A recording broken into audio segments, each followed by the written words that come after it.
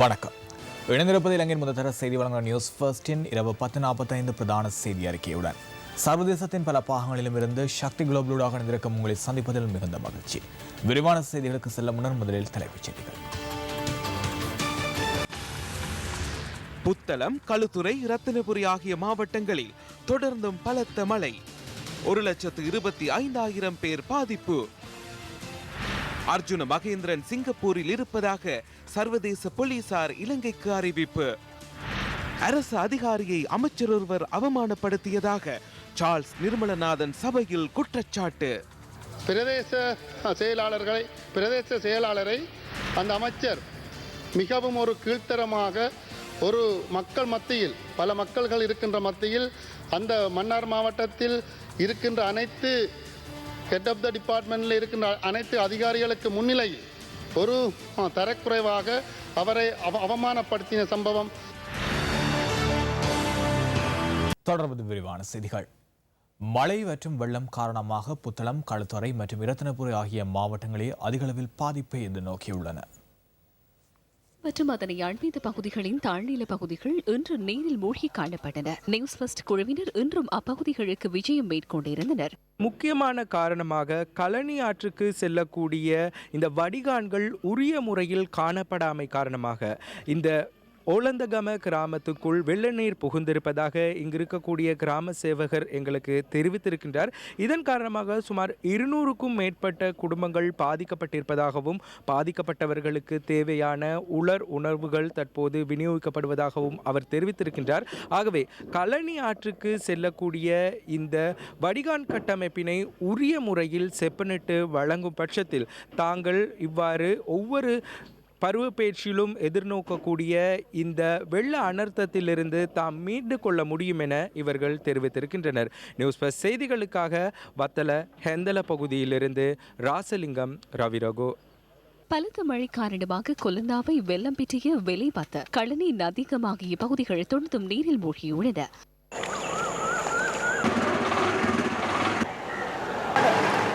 பாதிக்கப்பட்ட மக்கள் கொடுபில காமினி வித்தியாலயத்தில் தங்க வைக்கப்பட்டுள்ளனர். நாகஹாவத்து, சேதவத் ஆகிய பகுதிகளும் நீரில் மூழ்கியுள்ளன. சீரற்ற வானிலையை அடுத்து வத்தளை, பரணவத்த பிரதேசமும் நீரில் மூழ்கியுள்ளன. இதனால் பாதிக்கப்பட்ட 300 குடும்பங்கள் கரவலப்பிட்டிய வித்யாலோக வித்தியாலயத்தில் தங்க வைக்கப்பட்டுள்ளனர்.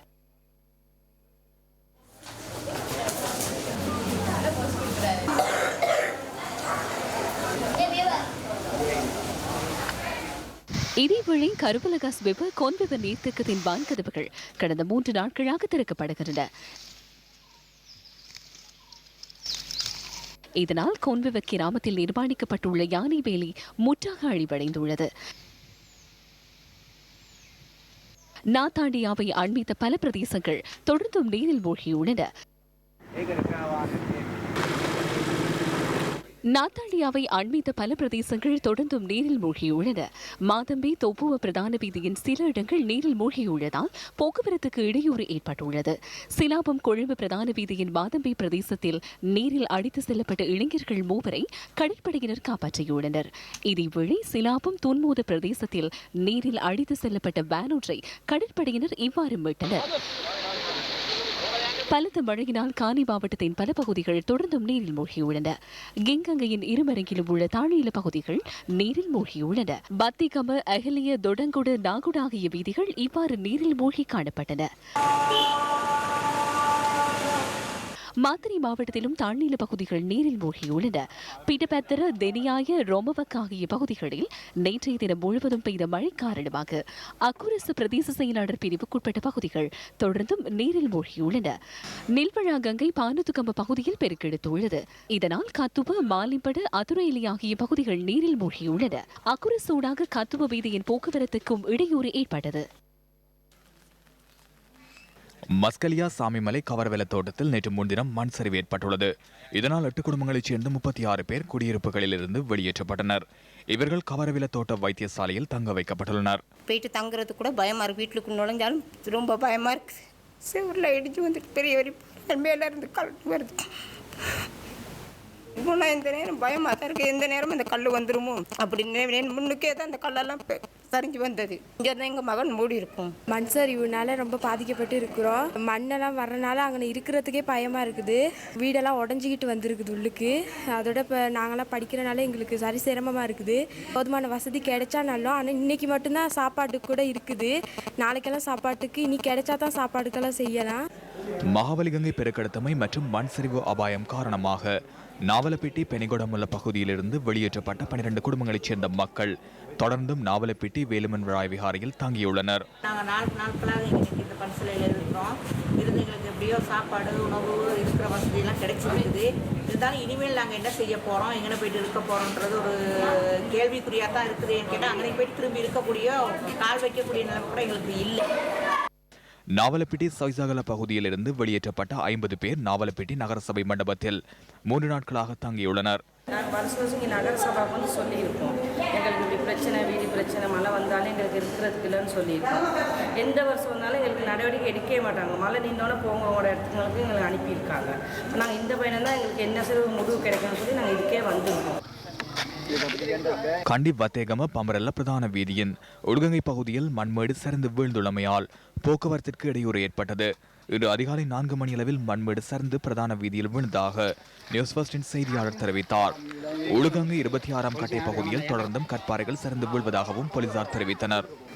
பிரதான வீதியில் உடைந்து இன்றைய தினம் நிறைய வாகனங்களுக்கு போவதற்கான வாய்ப்புகளிலே இன்றைய தினத்தில் இருந்து எந்த ஒரு வாகனம் வேலை செய்யும் யாருக்குமே போக முடியாது இருக்கிறது. வெள்ளம் காரணமாக புத்தளம் மாவட்டத்தில் 2500க்கும் அதிகமானவர்கள் பாதிக்கப்பட்டுள்ளனர். மாவட்டத்தின் திதிரோயாவின் 8 வான்கதவுகளும், தப்போவ நீர்த்தேக்கத்தின் 4 வான்கதவுகளும், ராஜாங்கனி நீர்த்தேக்கத்தின் 2 வான்கதவுகளும் திறக்கப்பட்டுள்ளன. இதன் காரணமாக தாழ்நில பகுதிகளில் வாழும் மக்களை அவதானத்துடன் செயற்படுமாறு புத்தளம் மாவட்ட இடம் முகாமைத்துவ நிலையம் அறிவித்துள்ளது. இதேவேளை நாட்டின் முக்கிய நீர்வீழ்ச்சிகள் இன்றைய தினம் இவ்வாறு காட்சியளித்தன.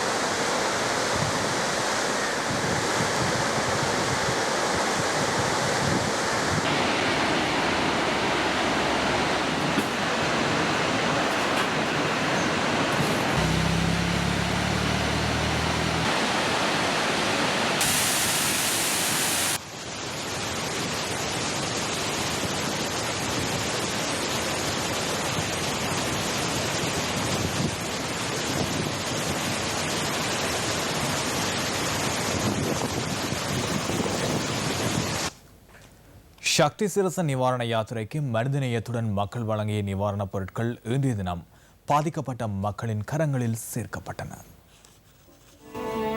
கடந்த 3 நாட்களாக மக்கள் வழங்கிய நிவாரணப் பொருட்கள் இன்று அதிகாலை வரை கொழும்பில் உள்ள எமது தலைமையக வளாகத்தில் பொதியிடப்பட்டன.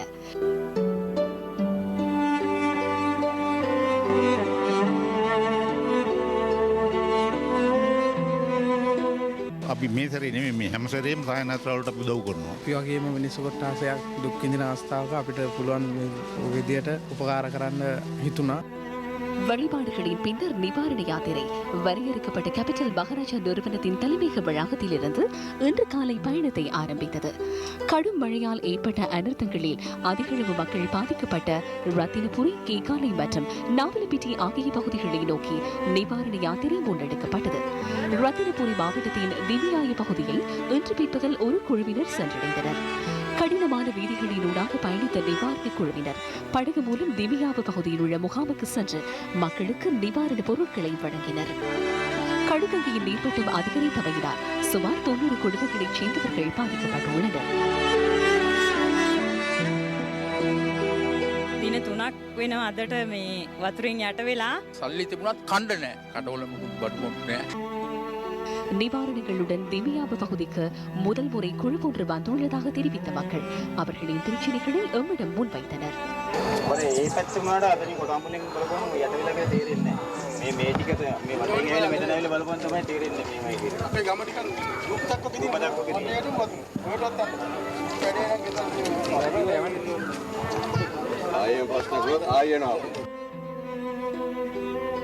ரத்தினபுரி தலைமையக போலீஸ் இன்ஸ்பெக்டர் உதயகுமார் மற்றும் உயர் பாதுகாப்பு பிரிவு அதிகாரிகள் நிவாரண குழுவினருக்கு நிவாரணங்களை பகிர்ந்தளிக்க உதவி செய்தனர்.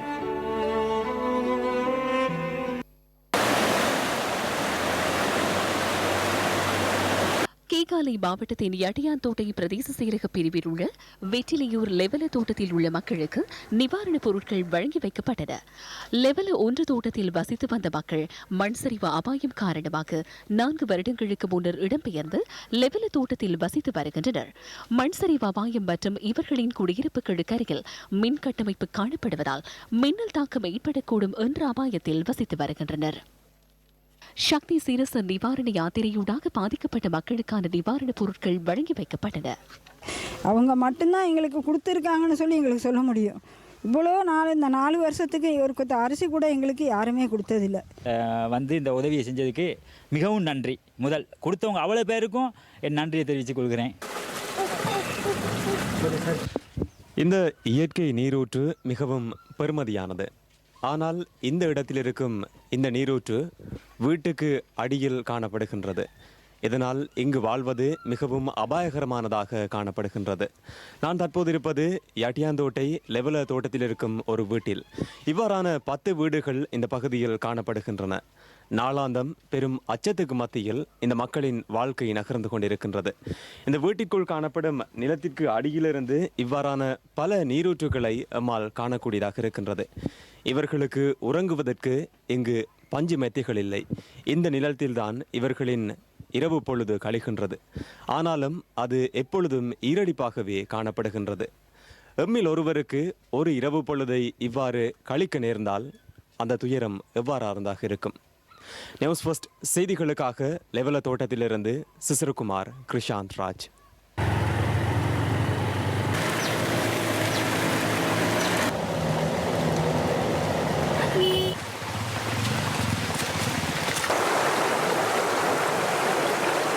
இதனையடுத்து எதுராப்புலம் மத்திய பிரிவில் வெள்ளம் மற்றும் மண் சரிவினால் பாதிக்கப்பட்ட மக்களை தேடி நாம் சென்றோம். எதுராப்பல கீழ்பிரிவில் வசித்து வந்த மக்கள் மண் சரிவு அபாயம் காரணமாக 2 வருடங்களுக்கு முன்னர் எதுராப்பல மத்திய பிரிவில் வசித்து வருகின்றனர்.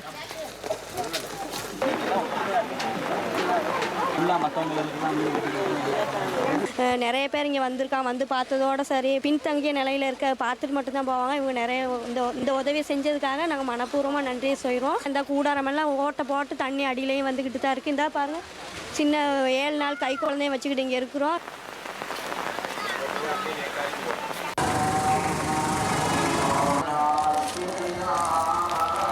இதேவேளை கொழும்பு உள்ளிட்ட நாட்டின் பல்வேறு பகுதிகளைச் சேர்ந்த மக்கள் எம்மிடம் ஒப்படைத்த நிவாரணப் பொருட்களின் ஒரு பகுதி நாவலப்பிட்டி பகுதியில் கடும் மழையினால் பாதிக்கப்பட்ட மக்களுக்கும் இன்று பகிர்ந்தளிக்கப்பட்டன.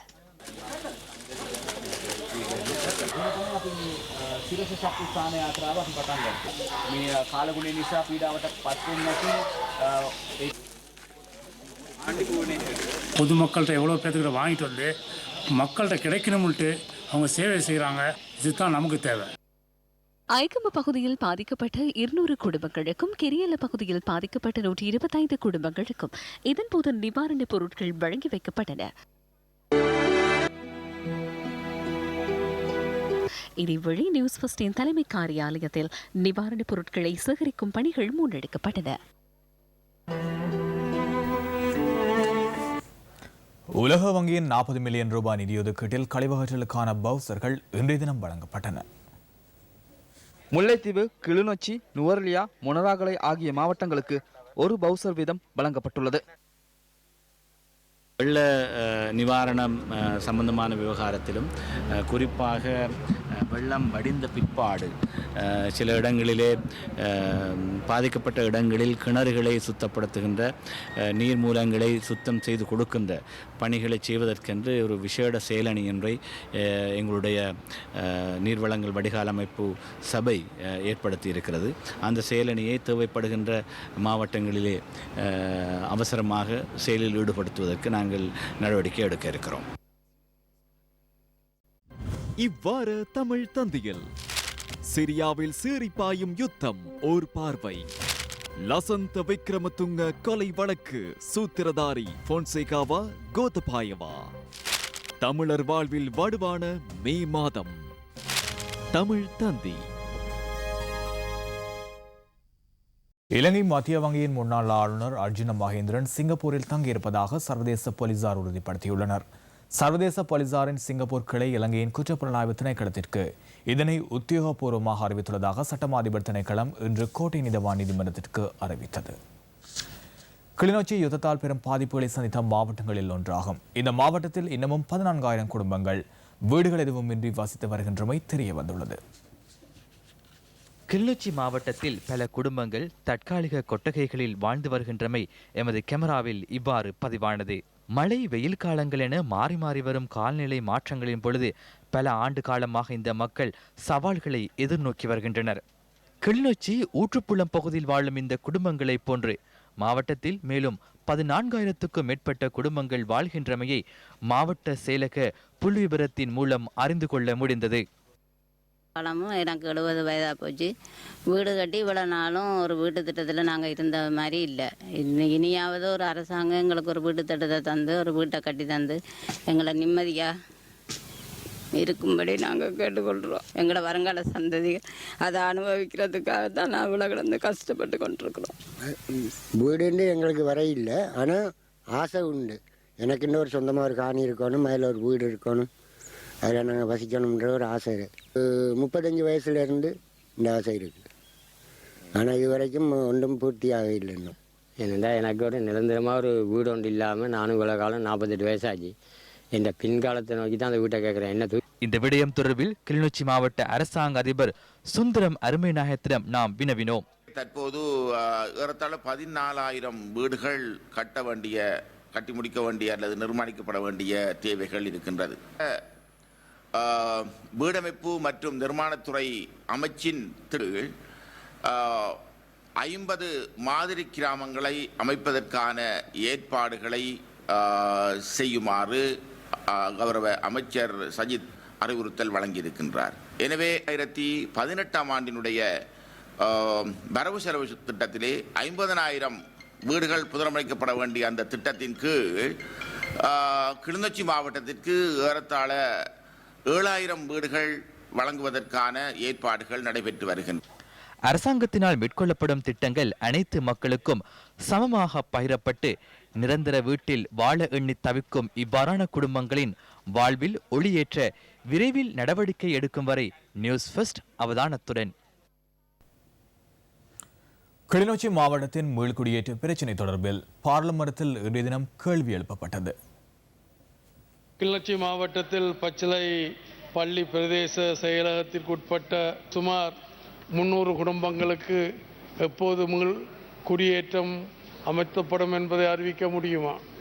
மேற்படி பகுதிகளில் வெடிப்பொருட்களை விரைந்து அகற்றும் நோக்கில் மேலதிக நடவடிக்கைகள் ஏதேனும் மேற்கொள்ள முடியுமா? கிளிநொச்சி மாவட்டத்திலே பச்சிலைப்பள்ளி பிரதேச செயலாளர் பிரிவுக்கு உட்பட நிலக்கண்ணி வெடி ஆபத்துள்ள பிரதேசங்கள் தவிர்த்த ஏனைய எல்லா பிரதேசங்களுக்கும் இடம்பெயர்ந்த மக்களை குடியேற்றுவதற்கு விடுவிக்கப்பட்டுள்ளது. மேற்படி கிராமம் அலுவலர் பிரிவுகளிலே நிலக்கண்ணி வெடி ஆபத்து நிலவும் மொத்த நிலப்பரப்பு 8.38 சதுர கிலோமீட்டர்களாக அடையாளம் காணப்பட்டிருந்தது.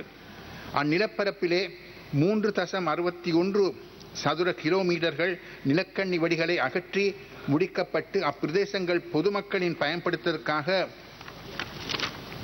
விடுவிக்கப்பட்டுள்ளது. நிலக்கண்ணி வெடி அகற்றும் செயல்முறை உரிய சர்வதேச தராத்துகளுக்கு அமைய மேற்கொள்ளப்பட வேண்டியிருப்பதால் நிலக்கண்ணி வெடிகளை அகற்றி முடிக்கும் ஒரு திகதியை உறுதிப்பட கூறும் ஆற்றல் இல்லை என்பதுடன் 2020 பின்னர் எமது மக்களின் கண்ணிவடியேற்ற தமது சொந்த இடங்களிலே குடியேற்ற முடியும் என்பதை நான் நம்புகின்றேன்.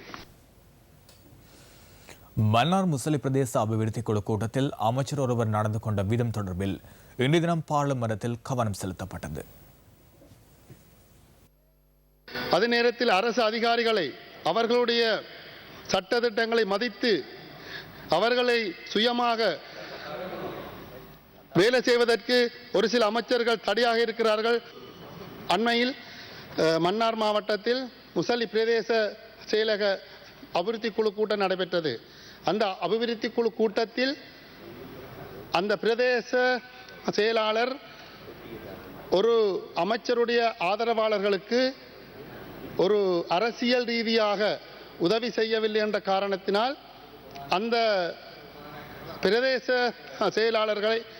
செயலாளரை அந்த அமைச்சர் மிகவும் ஒரு கீழ்த்தரமாக ஒரு மக்கள் மத்தியில், பல மக்கள்கள் இருக்கின்ற மத்தியில், அந்த மன்னார் மாவட்டத்தில் இருக்கின்ற அனைத்து ஹெட் ஆஃப் த டிபார்ட்மெண்ட்டில் இருக்கின்ற அனைத்து அதிகாரிகளுக்கு முன்னிலையில் ஒரு தரக்குறைவாக அவரை அவமானப்படுத்தின சம்பவம் 21ஆம் தேதி கடந்த திங்கட்கிழமை நடைபெற்றது. உள்நாட்டு அலுவல்கள் அமைச்சினால் 2017 மே மாதம் 22ஆம் தேதி சகல மாவட்ட செயலாளர்கள் மற்றும் பிரதேச செயலாளர்களுக்கு மாவட்ட இணைப்பு குழு கூட்டம் மற்றும் பிரதேச இணைப்பு குழு கூட்டம் தொடர்பில் சுற்று நிறுவம் ஒன்று அனுப்பி வைக்கப்பட்டுள்ளது. பிரதேச அல்லது மாவட்ட இணைப்பு குழுவை பிரதிநிதித்துவப்படுத்தும் ஏதாவது அரசு அலுவலர் ஒருவர் சம்பந்தமாக ஏதாவது முறைப்பாடொன்று இருப்பின் அதை பகிரங்கமாக கூட்டத்தில் கலந்துரையாடக்கூடாது என அந்த சுற்று நிறுவத்தில் தெரிவிக்கப்பட்டுள்ளது.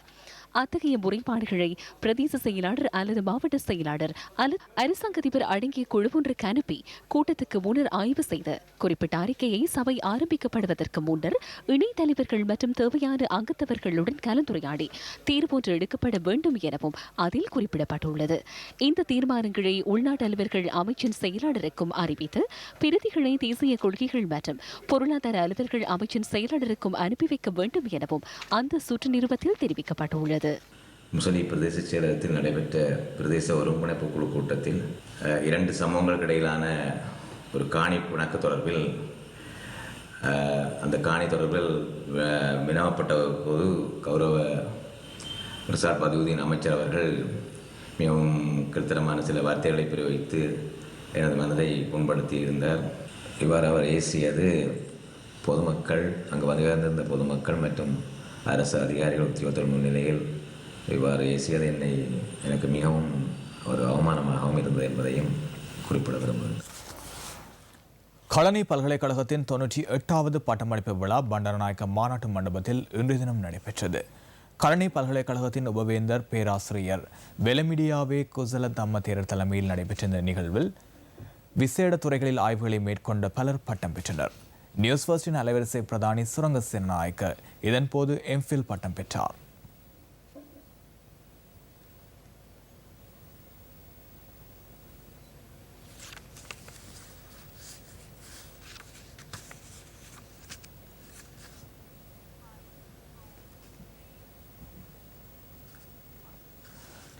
பாடசாலை மாணவர்களுக்காக நியூஸ் ஃபர்ஸ்ட் முன்னெடுக்கும் பயிற்சி பாசறையின் மற்றொரு கட்டம் வவுனியா பண்டாரிக்குளம் விபுலானந்த கல்லூரியில் இன்றைய தினம் நடைபெற்றது.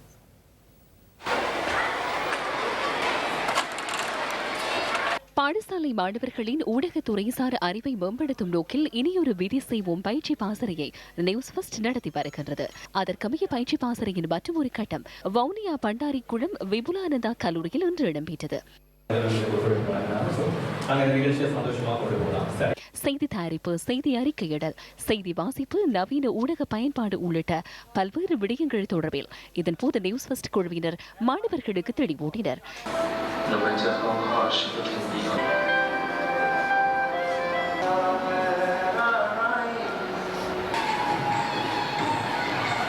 இந்த பயிற்சி பாசறையில் 100க்கும் மேற்பட்ட மாணவர்கள் ஆர்வத்துடன் கலந்து கொண்டனர். அவர்களிடையே எவ்வாறான தலைமைத்துவ பண்புகள் இருக்க வேண்டும் என்று சொல்லி எல்லாம் எங்களுக்கு விளங்கப்படுத்தி இருந்தார்கள். பல விஷயங்கள் வீடியோ காணொலிகளை காட்டியிருந்தார்கள். அதன் மூலம் நாங்கள் பயன்பெறக்கூடியதாக இருந்தது. கேம்ஸ்கள் செஞ்சு நிறைய விளையாட்டுகள் செஞ்சு சவால்களுக்கு எப்படி நாங்கள் முகம் கொடுக்கணும் என்ற நிறைய விஷயங்களை எங்களுக்கு கற்றுத் தந்தாங்க. எமது பாடசாலையினுடைய மாணவர்கள் தலைமைத்துவ பயிற்சி மற்றும் அவர்கள் ஊடகம் தொடர்பான ஐயப்பாடுகளை நீக்கும் வகையில் சிறப்பான ஒரு செயலமர்வை மேற்கொண்டிருந்தார்கள். எனவே இந்த விடயத்தை நாங்கள் மிகவும் மகிழ்ச்சிகரமாக வரவேற்கின்றோம். சமூக விழிப்புணர்வை ஏற்படுத்தக்கூடிய வகையில் அவளது செயலமர்வு மிகவும் சிறப்பாக அமைந்திருந்ததை நானும் எங்களது பாடசாலை அதிபர் உட்பட எமது பாடசாலை குழாம் அவதானித்திருந்தோம். அகில இலங்கை வேலையற்ற பட்டதாரிகள் சங்கத்தினால் கொழும்பில் இன்று ஆர்ப்பாட்டம் ஒன்று நடத்தப்பட்டது. 35 வயதுக்கு மேற்பட்ட வேலையற்ற பட்டதாரிகளுக்கு நியமனம் வழங்க வேண்டும் என கோரி இந்த போராட்டம் முன்னெடுக்கப்பட்டது.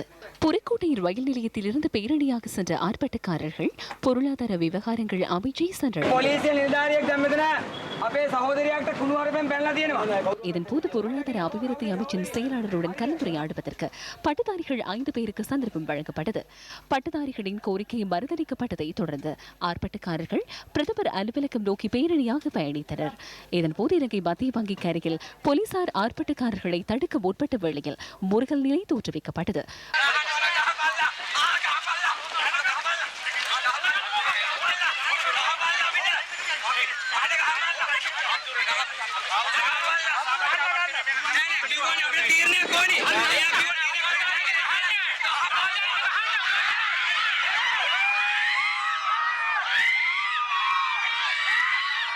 பின்னர் ஜனாதிபதி செயலகத்தில் ஆர்ப்பாட்டக்காரர்களின் பிரதிநிதிகளுக்கும் ஜனாதிபதியின் ஒருங்கிணைப்பு செயலாளருக்கும் இடையில் பேச்சுவார்த்தை இடம்பெற்றது. பேச்சுவார்த்தையில் சாதகமான பதில் கிடைக்காததால் வேலையற்ற பட்டதாரிகள் மீண்டும் ஆர்ப்பாட்டத்தில் ஈடுபட்டனர். இதற்கான தீர்வை அவர்கள் தராத பட்சத்தில் நாங்கள் இந்த இடத்திலிருந்து நகர்வதில்லை. இந்த இடத்தில் ஒரு கூடாரமிட்டு நாங்கள் உண்ணாவிரதம் இருப்பதற்கும் நாங்கள் ஆயத்தமான ஒரு நிலையில் தான் இந்த வந்திருக்கின்றோம். ஏனென்று சொன்னால் இதற்கு பின்னால் நாங்கள் 35 வயதுக்கு மேற்பட்டவர்களுக்கு எங்குமே தொழில் எடுக்க முடியாத ஒரு நிலைமை தான் ஆகின்றது. ஆனால் அரசாங்கம் ஒரு யோசிக்கணும் என்று சொன்னால் நாங்கள் யுத்தத்தின் மத்தியிலையும் சுனாமில மத்தியிலையும் இருந்து படித்து தான் வந்திருக்கிறோம். அந்தந்த ஆண்டு கொடுத்திருந்தால் நாங்கள் இவ்வளவு தூரத்துக்கு தங்கியிருக்க வேண்டிய நிலை வந்திருக்காது. இது அரசாங்கம் விட்ட புல. ஆனால் இப்போ எங்களுடைய உரிமையை விளக்க செய்து எங்களுடைய குடும்ப நிலையும் பாதிக்க செய்து நாங்கள் எல்லாருமே தங்கி வாழ்றாக்களாக தான் கூடுதலாக இருக்கிறோம். சில செய்திகளின் தொகுப்பு அடுத்து.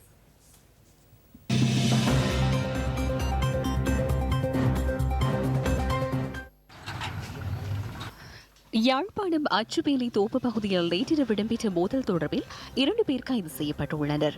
மோதலில் காயமடைந்த 2 யாழ் போதனா வைத்தியசாலையில் அனுமதிக்கப்பட்டுள்ளதாக போலீசார் குறிப்பிட்டனர். தாக்குதல் மேற்கொண்ட 2 கைது செய்யப்பட்டுள்ளதுடன் அவர்களிடம் வாக்குமூலம் பதிவு செய்யப்படுவதாக போலீசார் கூறினர்.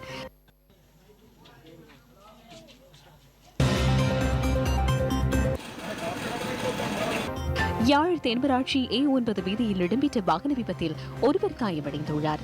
இந்த விபத்து இன்று காலை 5 மணியளவில் இடம்பெற்றுள்ளது. சம்பவத்தில் மன்னாரைச் சேர்ந்த 27 வயதுடைய இளைஞரை படுகாயமடைந்துள்ளார். நிறுத்தி வைக்கப்பட்டிருந்த டிப்பர் வாகனத்தின் மீது முன்னால் வேகமாக வந்த பெரிதொரு டிப்பர் வாகனம் மோதியதில் வாகனங்கள் 2 பலத்த சேதமடைந்துள்ளதுடன் சாரதியும் காயமடைந்துள்ளார். இதன்போது வாகனங்கள் மோதுண்டு கவிழ்ந்து ரயில் தண்டவாளத்தில் விழுந்தமையினால் ரயில் போக்குவரத்துகள் தடைப்பட்டதாக எமது செய்தியாளர் தெரிவித்தார். இதேவேளை யாழ்ப்பாணத்திலிருந்து காலை 6:10க்கு கொழும்பு நோக்கி புறப்படும் ருத்ராதேவி ரயில் காலை 7:15 அளவிலேயே தாமதமாக பயணத்தை ஆரம்பித்துள்ளமை குறிப்பிடத்தக்கது.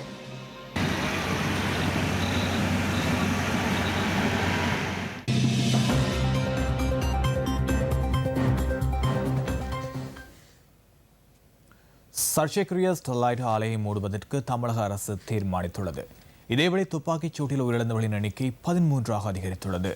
தூத்துக்குடி துப்பாக்கிச் சூட்டில் உயிரிழந்தவர்களின் உடலை எதிர்வரும் 30ஆம் தேதி வரை பதப்படுத்தி வைக்க வேண்டும் என உயர்நீதிமன்றம் பிறப்பித்த உத்தரவை மாற்றும்படியும் தமிழக அரசு முன்வைத்த கோரிக்கை நிராகரிக்கப்பட்டுள்ளது. தமிழகம் தூத்துக்குடியில் ஆர்ப்பாட்டத்தில் ஈடுபட்டவர்கள் மீது துப்பாக்கிச்சூடு மேற்கொண்டமைக்கு கண்டனம் தெரிவித்து கிளிநொச்சியின் 2 போராட்டங்கள் இன்று முன்னெடுக்கப்பட்டன. தூத்துக்குடி படுகொலையை கண்டித்து கிளிநொச்சியில் காணாமலாக்கப்பட்டவர்களின் உறவுகள் கந்தசுவாமி ஆலயம் ஒன்றில் கண்டன போராட்டம் நடத்தினர். எங்களுடைய சகோதரர்கள் தூத்துக்குடியிலேயே நியாயத்துக்கும் நீதிக்குமாக தந்த ஆலை அமைந்தால் அதால் எவ்வளவு தூரம் பாதிப்பு என்று தெரிவிக்க போராடி கொண்டிருக்கின்ற இந்த நேரத்தில் அவர்கள் சுற்று கொன்று குவிக்கப்பட்டது மிகவும் வேதனைக்குரிய விடயம். கொடூர யுத்தத்திலும் இன அழிப்பிலும் பாதிக்கப்பட்ட தமிழ் உறவுகளுக்கு தெரியும் அந்த வலிகளும் வேதனைகளும். உண்மை போலவே தமது நிலத்தை பாதுகாப்பதற்காக தூத்துக்குடி மக்கள் சாத்வீக வழியிலே நடந்த தொடர் போராட்டத்தை மத்திய அரசின் கைக்கூலிகள் குறிபார்த்து முன் நின்றவர்களை சுட்டு பலியாக்கி இருக்கின்றது. ஜனநாயகம் ஜனநாயகம் என்று கூறிக்கொள்ளும் இந்திய அரசாங்கம் இனியாவது விழித்துக் கொள்ள வேண்டும். ஜனநாயக வழியில் தனது ஆட்சியை கொண்டு செல்வதற்கு. வடகிழக்கு புரட்சிகர சுயாதீன இளையோர் பேரவையினால் கிளிநொச்சி பேருந்து நிலையம் ஒன்றில் இந்த கண்டன போராட்டம் ஏற்பாடு செய்யப்பட்டிருந்தது.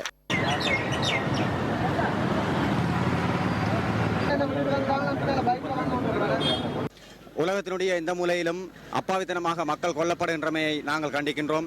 உண்மையிலேயே எந்த ஒரு உலகத்திலேயும் உயிர்கள் கொல்லப்படுகின்ற போது அதனை பாதுகாக்கப்பட வேண்டும், உயிர்களுக்கான உரிமைகள் வழங்கப்பட வேண்டும். இதேவேளை தூத்துக்குடியில் சுட்டுக் கொல்லப்பட்ட தமிழக மக்களுக்கு புனர்வாழ்வளிக்கப்பட்ட தமிழ் விடுதலை புலிகள் கட்சி ஆழ்ந்த அனுதாபம் தெரிவித்துள்ளது.